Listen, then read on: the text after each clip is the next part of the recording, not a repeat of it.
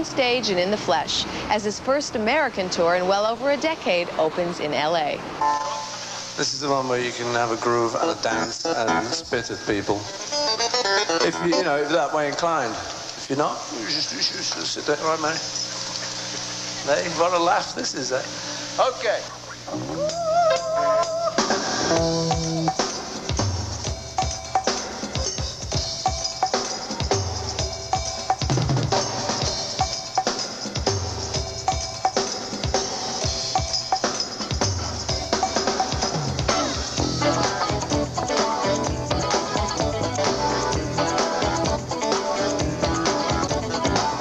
The McCartney World Tour started in Norway. On this continent, he'll move on from LA to Chicago, Toronto, Montreal, and New York.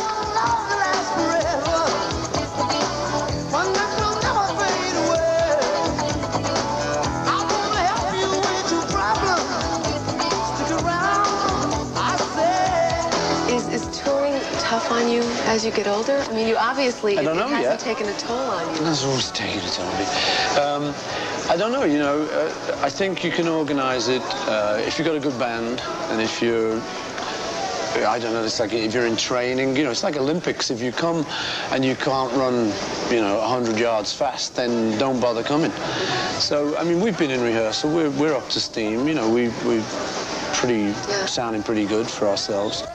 His tour offers a mixture of new and old songs, including several he's never performed live before. Mm-hmm. You have never performed Sgt. Pepper's or Hey Jude live. That's Any right. reason why? I mean, have you... Well, there's a good reason why. It's that when we recorded those, should I wait till the cameraman gets back on his stand? What's happening, guys? This guy's making an art film. What? Yeah, the reason why Sgt. Pepper and Hey Jude I've never performed before is that when we recorded them, the Beatles had given up touring.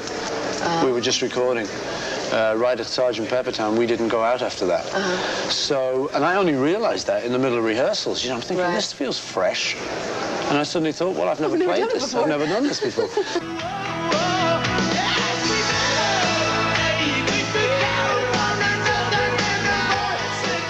To coincide with his North American opening, McCartney's just released his newest video, Figure of Eight. Not surprisingly, the McCartney name still has a cachet of magic. It's been 20 years since the breakup of the Beatles, and McCartney's had dozens of successes since then. But in our minds, he'll forever be linked to the band that changed the world. You know, in my lifetime, the two biggest things were the Beatles and landing on the moon. And Neil You landed on the moon? No, I didn't land on the moon. Neck, I never Somebody knew landed on the moon.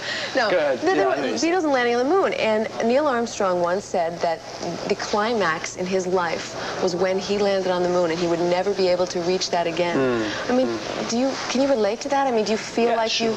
Do I feel like that about the Beatles? Yeah, probably, you know. I mean, I think as far as writing, as far as having a writing collaborator, for instance, I can't see how I'd ever work with anyone better than John.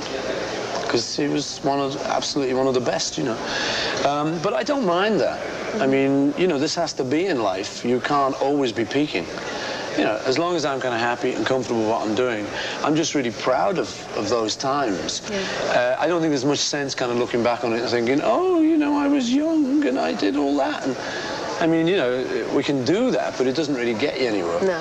So I'm just really pleased to have been through all of that. I think it was really great. I meet people on the street who say, yo, all right, man, you know, thanks for the music and stuff.